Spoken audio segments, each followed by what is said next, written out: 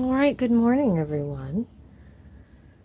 For all you tarot and herb lovers out there, I have created a real herb nerdy display here for my walkthrough. I am an herb nerd.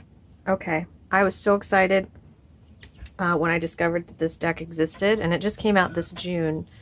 So, this is the Herbcrafter's Tarot, and I just unboxed it yesterday. And it's a little tight coming out here. Whoops. Oh no. There's a beautiful little book. Hopefully you guys can see that okay. There are no pictures of the cards in here, but I think that's fine. There is they do give you a little bit of the Latin nomenclature there. But yeah, so you get just a brief page on each plant. Very beautiful. There's a lot of mandala work in this whole deck. So I did walk through this deck once, and I did try to film it, but I failed miserably on a lot of levels. So we're going to try again. And now, today I was able to go out and herb craft before I lay these out. So you guys get to enjoy some pretty herbs. Everything is fresh picked from my garden today. Let me adjust this a little bit. Okay, so it's a nice box, unedged deck. The cardstock is pretty perfect. It's a little thin, but not too thin. And set this aside. And on the back is a fully reversible collage of various herbs, and there's a couple little bottles there, butterflies, roots, just kind of like the things that I would bring into my house every day. Cups of tea there. So yeah, so that's the back. Very beautiful. And this is a very like photorealistic but sketched art on this deck. So I'm going to walk through the deck and hopefully the focus is okay.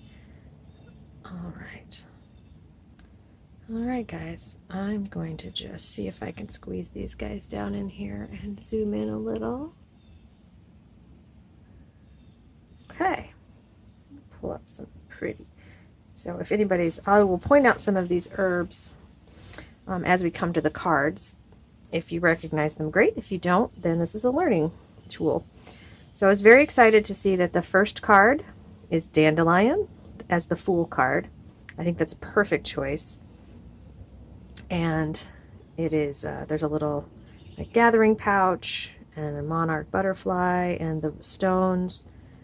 Just beautiful. Now, I have not read up on this particular deck, the reasonings behind each pick, but we'll get to that. And then sunflower. Now, I have a couple of sunflowers here. I actually really like to pick a couple of blossoms before they go to seed, like this, like these here. And these dry out beautifully as is, and make great items to put into a charm bag or a pouch. And if the flower is too big, I can just use the petals.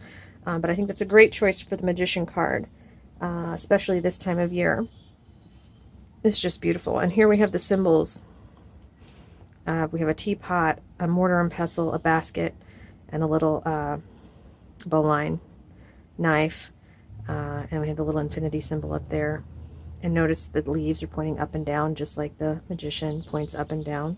Nice touch. And this one, Mugwort as the High Priestess. A beautiful card. I see, now here's my Mugwort. My Mugwort is has these broad leaves, and they always look silver on the back.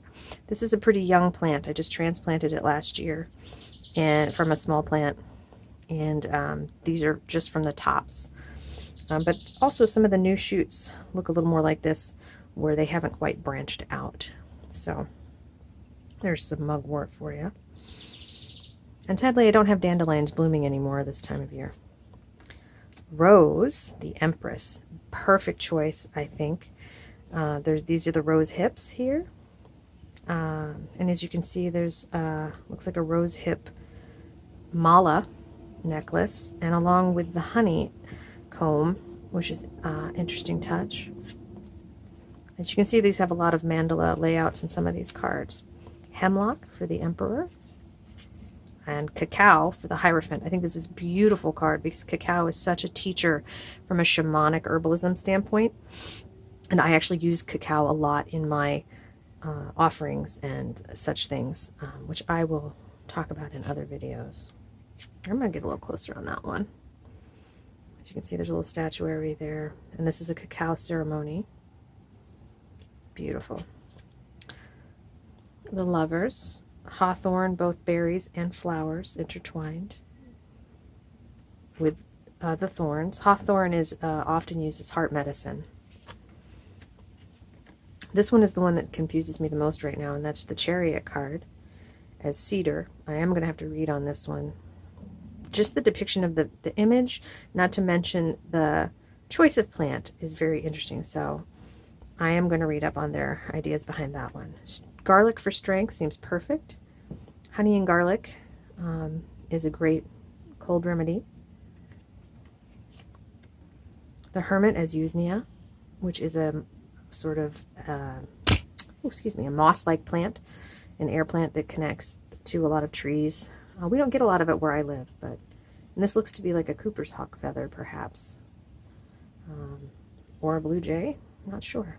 There's some crystals. And the Kitchen Garden is a medicine wheel, as the Wheel of Fortune. Cannabis is the Justice card. And I think it's interesting. There's some, looks like the Declaration of Independence, maybe? I'm not sure. There's a Congress. It says in Congress here. No, there's something political about this card that I'll have to investigate. I love this art. I love this deck. Burdock, one of my absolute allies, as the Hanged One, is pretty perfect. I'm surprised they didn't add a thistle into this mix because burdock is a very thistly plant. Marigold as the Death card with an allusion to the Day of the Dead. This is a southwestern and Hispanic feel to a lot of these cards, and we'll get to that when we get to the court cards. Camellia, which is tea or green tea, as Temperance. Blackberry as the Devil, I think is hilarious because it is a bramble, right? It's both one of the sweetest, most delightful things in the world, but also full of thorns, and you can make a pie out of it. The Tower as Mushrooms. The Star is Cottonwood. I find this interesting. Cottonwood is one of my good friends that grows here in our yard, and she is majestic. So very interesting to read more about these. Datura as the Moon card is pretty self-explanatory. It's Moonflower. And it looks like they're making a flower essence of it actually here. It looks like it's in a crystal bowl. And here it is in its various stages, like the moon phases. I love it. It blooms once at night and then closes up. And that's it. The St. John's Wort, which I actually have a few here, little St. John's Worts. I just picked out of my garden, one of my great allies. A very sun card, absolutely perfect. And as you can see, these little vials are red. If you don't know about St. John's Wort, it is a yellow flower, but when you squeeze it, I'll show you if this one will do it, it does turn red. It's okay, I'm going to put that in my tincture here in a minute. But it stains your hands. Tulsi, which I also have right here, growing in a great abundance in my yard. It comes in different varieties. I have a hybrid, I think, because I planted 2 different kinds, and then it all keeps coming up. This is the top of my flowers. The little flower blooms are about to fall off there. Also, there's another mala in this one. It is a primarily an Indian herb, an Ayurvedic But it is one of my absolute allies for happiness and for just bringing me out of a funk. So I think using this as the awakening, the 20, the judgment card is really good. The world card is Pachamama, and that is an entire mandala of all sorts of different things. You've got a lot of stuff going on here. And I like, this was interesting. This is Yarrow, the Ace of Air. Now in the Herbal Tarot, this is the Ace of Wands Yarrow. And I have I just did a little bit of white yarrow still growing, along with my more ornamental yellow yarrow. Oops, sorry, I'm falling out of frame there. And the yarrow is a protector, helps you set boundaries. Just an amazing, amazing ally. As my name is Yarrowin, you might get that I like yarrow. But I love the inclusion here of the barbed wire fence. And there's a tiny hummingbird in there. It's just absolutely perfect. These are all the aces, so we're going to go through each number and all 4 suits. So there's the Ace of Fire, Mullen. The Ace of Water, so cups, that's plantain. Which I didn't grab any plantain, did I? And I don't have mullein growing very well right now. Nettles is the Ace of Earth. Chicory. And this stuff grows on the roadside everywhere, but I have yet to have it in my garden. And I'm not going to collect it off the roadside. But that's the 2 of Air. 2 of Fire is Bee Balm. Now my Bee Balm, I have a variety that is purple. Blooms going on, but the smell is just amazing. Just amazing. Oh, I'm sorry. This is the freshest bloom I had. Most of them are kind of getting tired right now, but I have some more that are blooming soon. I usually don't pick them when they're quite this spent. I save them for the bees. Mallow is also growing on the roadsides like mad right now. Just a 2 of Water. 2 of Earth, we have Witch Hazel. 3 of Air, we have Echinacea, a purple coneflower, which I have a couple specimens right here. This guy right here, and here's a younger one. Hasn't quite started drooping yet. Right, she's growing like mad in my garden as well. Calendula is one I'm missing from my garden this year because I didn't get a chance to plant. But it is a type of marigold, but it's a special type of marigold. So, and it is one of my absolute allies. Oh, I started turning these the wrong way. I do this every time I do a walkthrough, don't I? We'll get this back in shape here. Okay. I like to keep them in order just for a little while. 3 of Water is Lemon Balm.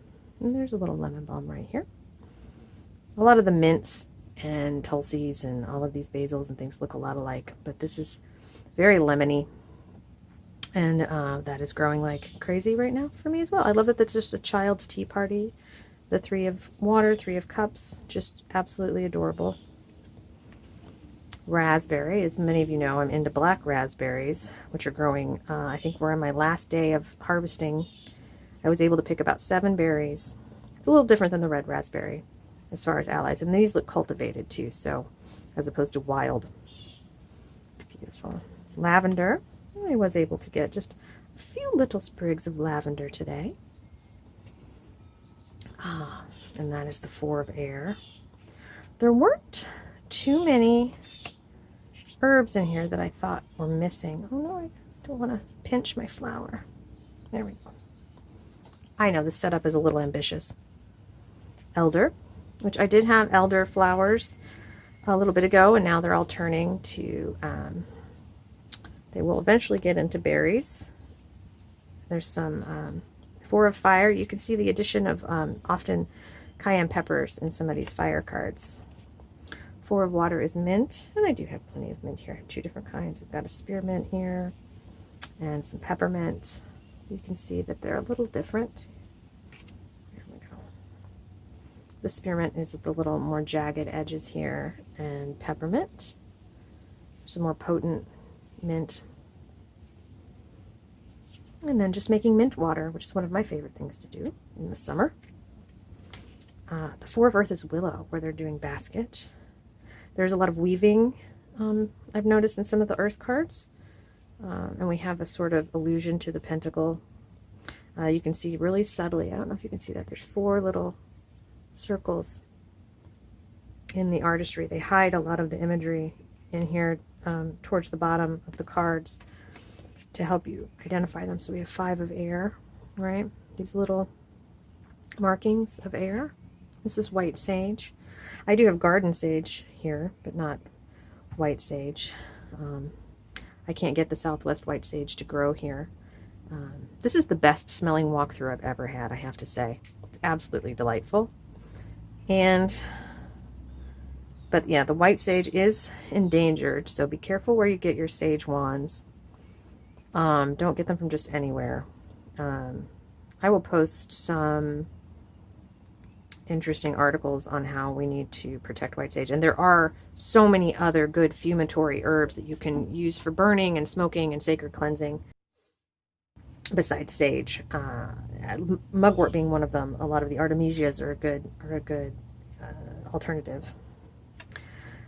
Black Cohosh, 5 of fire. 5 of water, golden seal. Slippery elm, 5 of earth. Cattails, also a lot of feathers involved in the air cards. The 6 of fire, and this one I'll show you, I don't know if you can see it, but there's these little arrows showing for all the fire cards. This is nasturtium. Another one of my great allies that did not grow in my garden again this year, and that is borage. It's a beautiful, delicate little blue flower that was sort of the pinnacle of my website artistry, actually. 6 of earth is pine. Looks like they're making fire starters. 7 of air, eucalyptus. They're doing making an essential oil there. 7 of fire is cinnamon. And this is Curandissimo on the a healing book. 7 of water is birch. And I like the water symbols. Almost an infinity symbol, but not quite. 7 of earth is oak. 8 of air, licorice. As a gateway, I think is interesting. 8 of fire is ginger.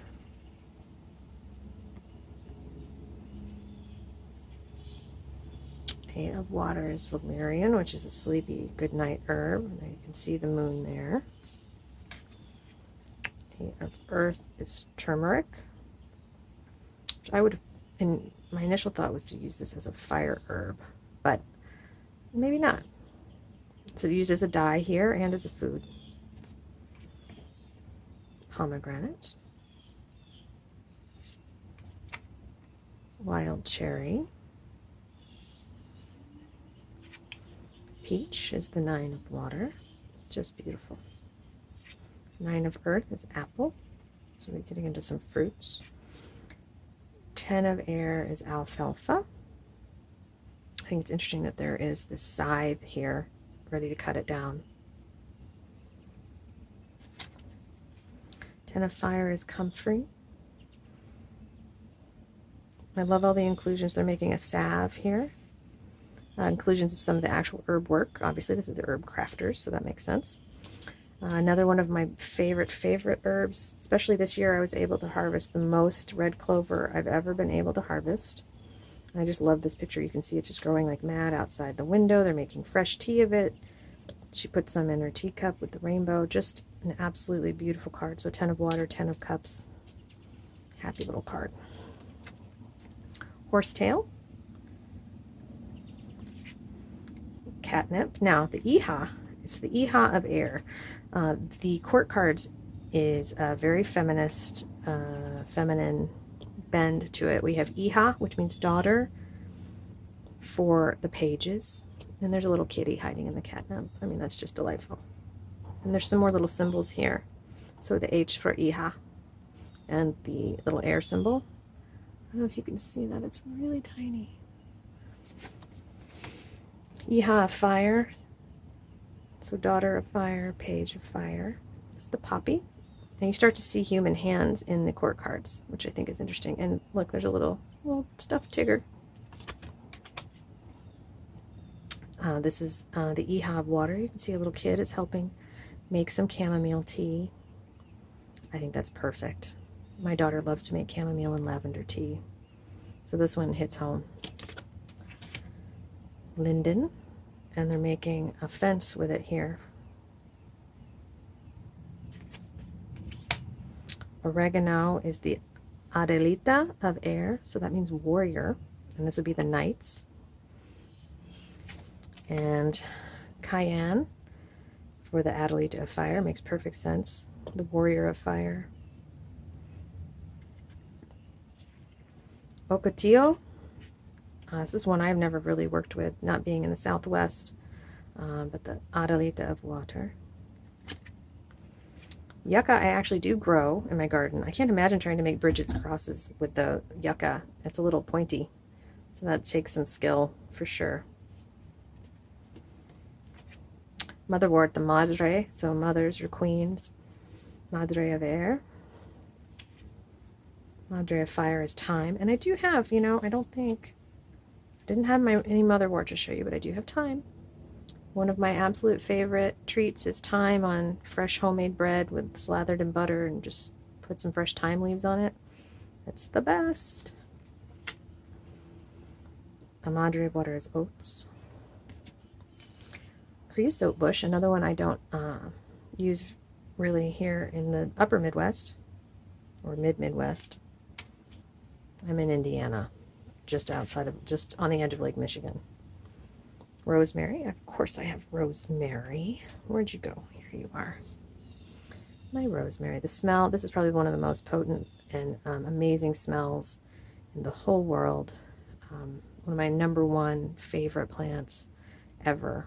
And I find it actually really hard to keep growing outside of the summer season. It's just a shame. I can't seem to keep it alive indoors over winter.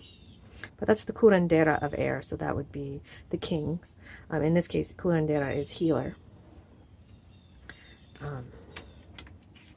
The curandera of fire, Damiana, which is a potent female herb.